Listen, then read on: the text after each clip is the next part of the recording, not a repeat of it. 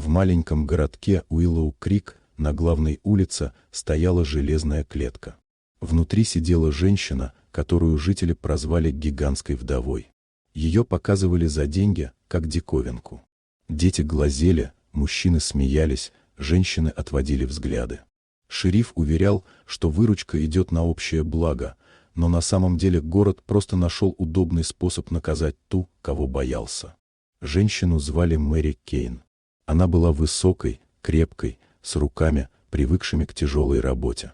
Она не кричала и не сопротивлялась, просто сидела неподвижно, будто давно перестала ждать справедливости.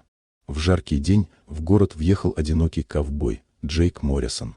Он направлялся дальше, но толпа у клетки заставила его остановиться. Увидев Мэри, он узнал в ее пустом взгляде знакомую боль. 2 года назад он потерял жену Сару и нерожденного ребенка. Болезнь забрала их за одну ночь. С тех пор он жил без цели, переезжая с места на место. Когда мальчишка швырнул камень в клетку, а толпа рассмеялась, Джейк не выдержал. Он подошел к шерифу и спросил цену. Сначала за прикосновение, потом за саму женщину. Когда на стол легло золото, площадь замолчала. Цена оказалась огромной – $500. Джейк заплатил, не торгуясь. Когда клетку открыли, Джейк опустился на колено и, к изумлению всех, предложил Мэри стать его женой. Не из жалости, потому что видел в ней человека, а не зверя.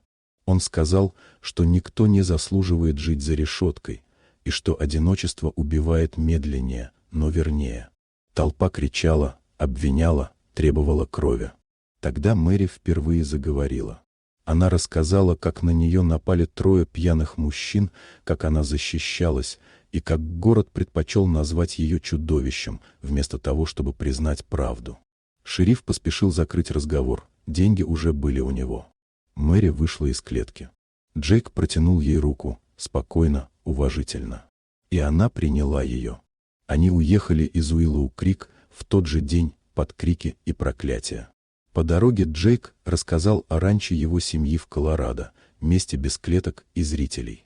В городке Пайн-Ридж они поженились без гостей и праздника, просто дав друг другу обещание идти дальше вместе. Годы спустя о гигантской вдове перестали говорить. А в холмах Колорадо иногда вспоминали высокую женщину и молчаливого ковбоя, 2 людей, которые пережили худшее и выбрали не ненависть, а жизнь. Потому что иногда спасает не легенда, а простой выбор – увидеть человека там, где другие видят страх.